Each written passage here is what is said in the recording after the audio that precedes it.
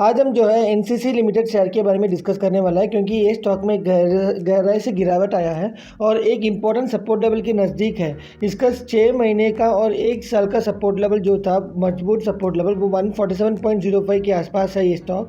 तो ये support level अगर ब्रेक होता है तो थोड़ा पैनिक मोड में जा सकते हैं। उस सारे फैक्टर्स को डिस्कस करने के पहले हम आज के कारोबार देखते हैं। आज के कारोबार के अनुसार ये स्टॉक ने क्लोजिंग दिया है 148.52 रुपीज़ में। 4 रुपीज़ 43 पैसे का नेगेटिव क्लोजिंग हुआ है। 2 रुपीज़ 90 पैसे का 2.90% वाइज नेगेटिव क्लोजिंग हुआ है।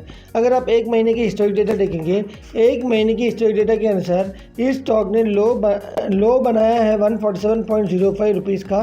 तो ये एक इम्पोर्टेंट सपोर्ट लेवल है। तो इसने लो बनाया है 9 जनवरी को 147.05 का। अगर आप एक साल का लो देखेंगे तब भी ये जो लो है आपको 147.05 ही दिखाई देगा।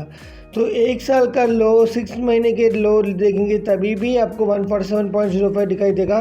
3 महीने का भी देखेंगे तो पूरा लो जो है एक साल का वो 147.05 के आसपास है। तो ये एक इम्पॉर्टेंट सपोर्ट लेवल है। इस स्टॉक के लिए बहुत इम्पॉर्टेंट है कि ये सपोर्ट लेवल को ब्रेक नहीं करने का। तो अगर ये सपोर्ट लेवल ब्रेक होता है तो थोड़ा पैनिक मोड आ सकता है। ये स्टॉक जो है 120 लेवल तक जा सकता है।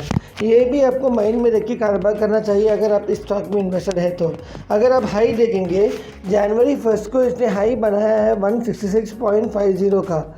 लेकिन इसमें एक चीज़ है, आपको किसी भी तरह से लॉन्ग टर्म इन्वेस्टर है तो डरने की ज़रूरत नहीं है, क्योंकि इसका टोटल इनकम, सेल्स और नेट प्रॉफिट, ये सारे फैक्टर्स जो है क्वार्टर ऑन क्वार्टर बेसिस में अच्छा दिखाई दे रहा है। इसका डेब्ट टू इक्विटी रेशियो भी कंट्रोल पे है, रिजर्व एंड सरप्लस भी बढ़ गया है।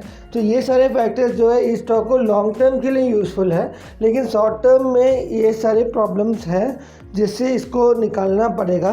तो इम्पोर्टेंट है, अगर आप शॉर्ट टर्म इन्वेस्टर है, अगर ये स्टॉक जो है 147.05 के नीचे क्लोजिंग देता है, एक बार के लिए एग्जिट करना पड़ेगा, क्योंकि रिस्क मत लेने का। अगर ये स्टॉक 147.05 के ऊपर ही ट्रेड करके कंसोलिडेट होकर ऊपर जाता है तो एक रिवर्सल मोड पे भी आ सकता है। इमीडिएट टारगेट जो है आपके लिए 166.50 बन जाता है। अगर इसके ऊपर क्लोजिंग देता है तो अगला टारगेट बनेगा 180 रुपीज़ का।